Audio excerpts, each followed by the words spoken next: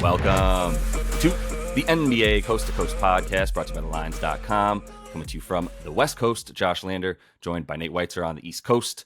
And we're looking at player props here on 14 games on Wednesday that we have to choose from here for our player props. This coming off a 3-game slate on Tuesday that actually had some interesting stuff happen, including the Spurs last second almost buzzer beater to beat the Suns after Keldon Johnson stole the ball from KD. Go watch those highlights if you fell asleep. It was awesome. But didn't really help us though, because I had the Suns in a freaking money line parlay and they couldn't beat the Spurs on the money line at the end there. So overall on the best bets, we went 1-3, and the player props also went 1-3. Not a great night, but to end the month, Nate, after a full week in the NBA this season, 28-27, more importantly, up 2.85 units as we keep feeling out what we're going to be getting from these players when they actually play. I'll just throw that little shot in there as well. But we're moving on here with player props for today. Also have best bets up, so make sure to subscribe to the page, like this video as well. Continue to follow along with Nate and I all season. Also want to make sure you are following us on Twitter as well, both putting up some stuff about early line movements and all that kind of good stuff for you guys as soon as this stuff's coming out in the NBA.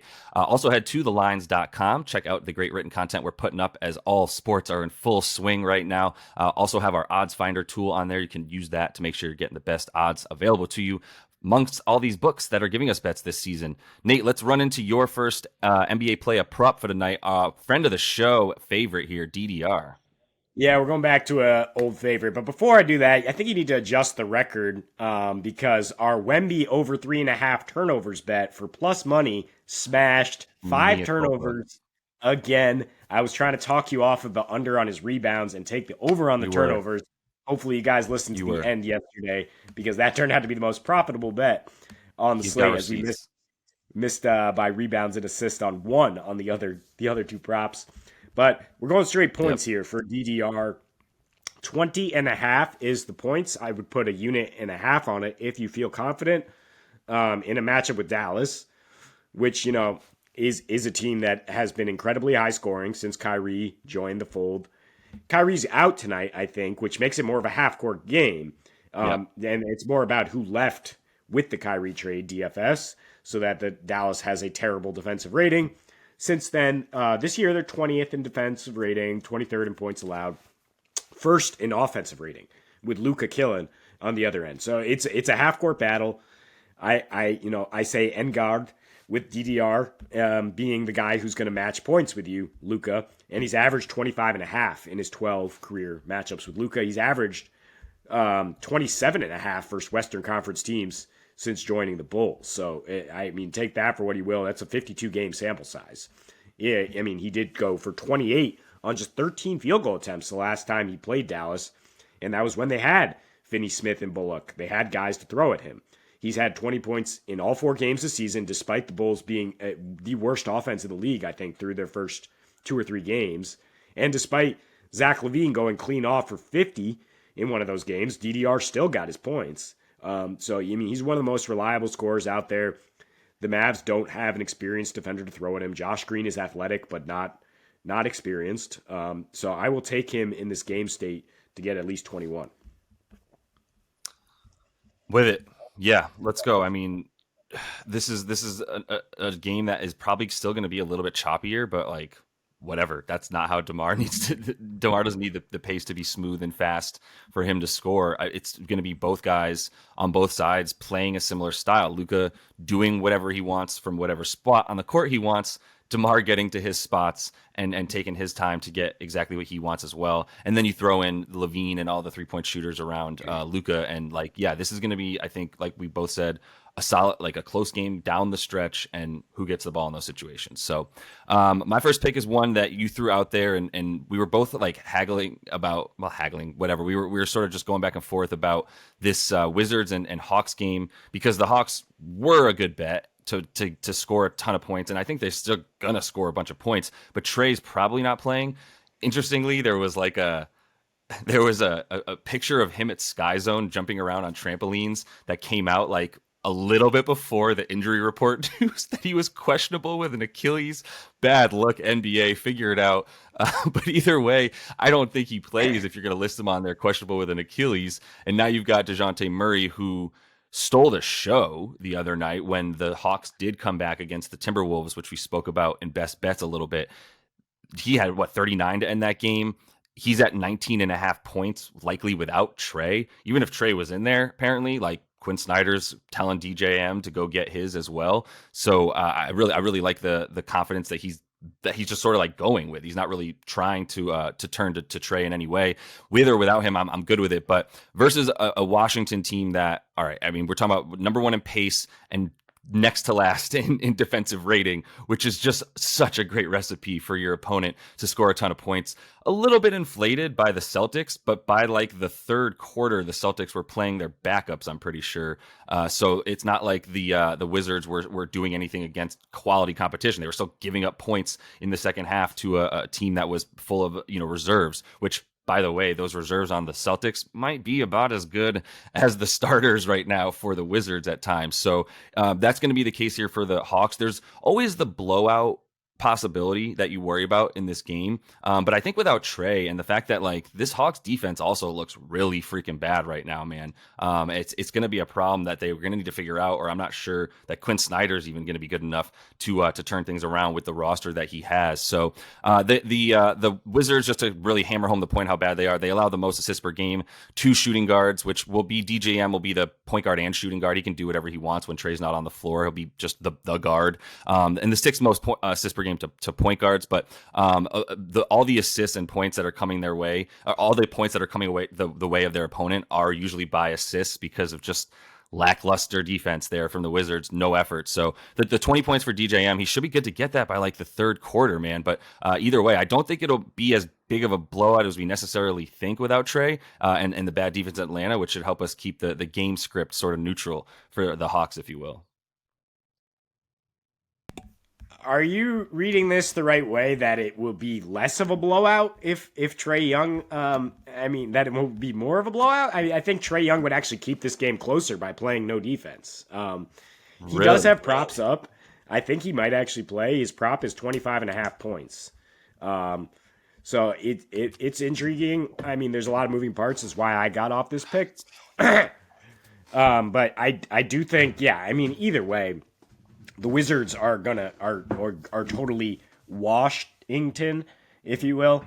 They seem to be packing it in really early. Jordan Poole just taking some insanely bad shots, and that will deflate your entire roster. So they could get blown out. If you are taking that read, I think you could take the under on Trey points. I think you could instead look at things like Jalen Johnson's stocks, which is heavily juiced for him to get 3. He's had 2 in every single game this season. And just, taking advantage of the messy, gross, fast-paced offense that the Washington Wizards put out there. But I do hope DJM... Can I say something real quick? You're talking about Trey Young not like maybe playing, maybe not. Seems worth it to just hit the under now on his points. And even if he gets in the game, and he might not even finish it to the point you're making. Yeah, I mean, if he doesn't play, then you just get your stake returned. So, sure, go for it. Under 25.5. I'm going to take it under here on Josh Giddey. 15.5 points, expensive 15.5, or you can get about even money if you add his points, if you add his rebounds and assists at 27.5, which is a little scarier for a guy who can put up heavy peripherals. But the matchup against New Orleans is tough. I mean, they held him to under 4 assists with 3.8 turnovers in his 4 meetings last season. New Orleans, very good defensively, were first in defensive rating before they got stepped on in their last game. Now they're 9th, but they did hold Brunson to 4 for 14 shooting. They allow the 8th fewest assists and 6th fewest rebounds to point guards this season, pretty much congruent with what they did all last season. I mean, Herb Jones might be on shy, but they have quality defenders elsewhere to deploy at Giddey. And, I mean, you've seen him kind of shrink away this season in tougher matchups. I mean, this is an incredibly small sample size, so I won't even go through it. But I think what you're seeing is the usage, the assist usage dropping a little bit with Jalen Williams continuing to ascend and with Chet getting in there, right? I mean, Chet is a guy who's rebounding and pushing and facilitating. Those are the kind of things that Giddey used to do as an extremely tall point guard, right? So he's not getting the opportunity to get those boards and assists like he was last year. Per 36, He's down 3.5 points, 3.3 assists, 3.3 rebounds. So that you take away kind of the blowout factor against Denver last time and say, just in general, he's not been as productive in those minutes because I think, maybe Chet being that difference. So his assist rate is down from 30% to 24%. So I think you can take the under on his peripherals here. Hope for New Orleans to bounce back after a pretty bad defensive performance on Monday night and be that defensive team we saw earlier. Probably. Interestingly, like the Pellies owned them last year, so that's relevant to me. I don't know if I stayed away from this game in general because I didn't know if I wanted to use that to say that the Thunder were new and improved and had like a new arsenal of weapons that they were going to bring to the table, being like, all right, you beat up on us last year. Well, we're going to beat back up on you now that we're back to full health with our, full just squadron. But I also don't know if maybe there's just something to the fact that like the Pellies have their number in some way and have the tools to sort of slow down what they do.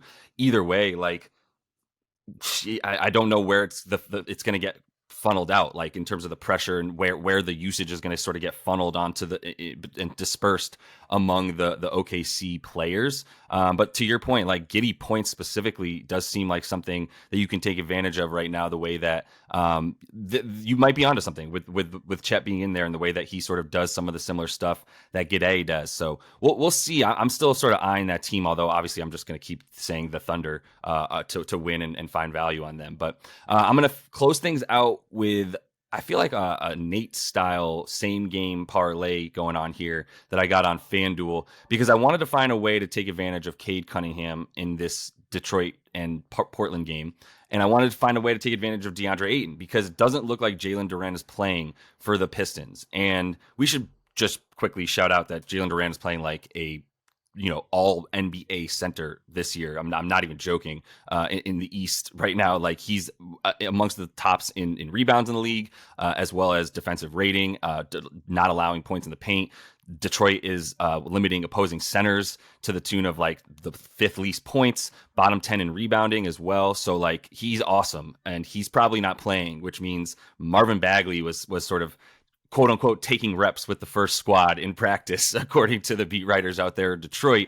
And that is a turnstile in a man's body. So in like a 6'10" form, basically. So you can go ahead and feel better about Ayton, who is averaging 15 rebounds a game. He's not even averaging 10 points. He's averaging 9, but he's averaging 15 rebounds per game. So like, he's getting closer to dominating. He's certainly not dominating, but he's getting closer because of how much he's dominating the glass. And it just speaks to the fact that Jeremy Grant is allergic to the paint. So there's nobody else getting rebounds for this Portland Trailblazers team, which is like guards, a Matisse Thybulle and Jeremy Grant, and then DeAndre Ayton, right? So like that's who's rebounding for this team. That's why he keeps doing that. Without Jalen Duren, the rebounds are kind of low for him. So it's been up on the screen if you're watching, but just so to lay it out, I'm going Cade's 15 points and 6 assists, 8 and 8 boards, and that gets you parlayed together, gets you plus 111 on FanDuel. 3/4 of a unit on that. As well. Cade's averaging 21 and 7.5, and now he's coming in to play a backcourt that consists of Anthony Simons, Scoot Henderson, and Shaedon Sharpe.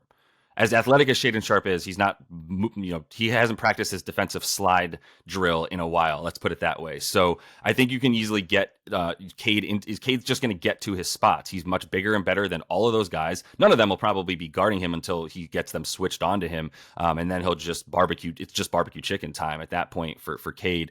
I think he's going to be able to do whatever he wants. So the points could be there. I think the assists definitely will be there because he's going to be able to get whatever he wants in the paint, and then he'll just be feeding guys to finish off from where he is. So I do think the 6 assists is good. I'll take the 15 points down from what he's at, like 20 is his core line in this game, but I'll take it down to 15. 8 and the 8 rebounds, like I said, without Jalen Duren in there, and the fact that there's not going to be that one defensive center, because now it's either Marvin Bagley, maybe you get a little Wiseman in there.